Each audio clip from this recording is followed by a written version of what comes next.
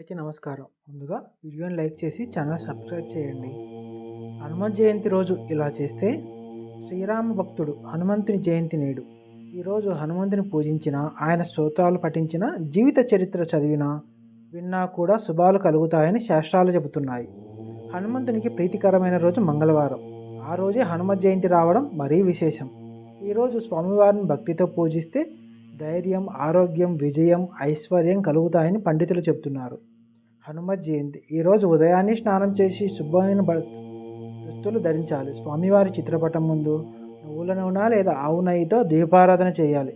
హనుమంతుని అష్టోత్తరం, హనుమాన్ చాలీసా, సుందరాకాండ, ఆంజనేయ దండకం పారాయణం చేయడం శుభప్రదం. ఇలా చేయడం వల్ల అఖండ ఐశ్వర్యం లభిస్తుందని భక్తుల విశ్వాసం. స్వామివారికి నైవేద్యం పానకం, వడపప్పు, గారెలు, బెల్లం, అప్పాలు సమర్పించాలి. దేవాలయంలో స్వామివారికి వడమాల, తమలపాకు మాల సమర్పించిన విశేష ఫలితాలు సంప్రాప్తిస్తాయి. ఈరోజు పాటించాల్సిన నియమాలు: ఉపవాసం ఉండాలి, పాలు పండ్లు తీసుకోవచ్చు.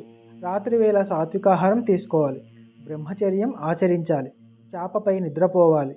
మద్యం, మాంసం తీసుకోకూడదు. పేదలకు అన్నదానం, వస్త్రదానం చేయాలి.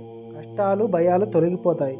హనుమంతుడిని పూజించడం వల్ల జీవితంలో కష్టాలు, భయాలు తొలగిపోయి మానసిక ధైర్యం, ఆరోగ్యంతో పాటు అపారమైన శక్తి లభిస్తుంది.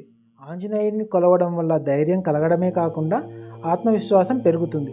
అలాగే గ్రహ దోషాలను తొలగిపోతాయి.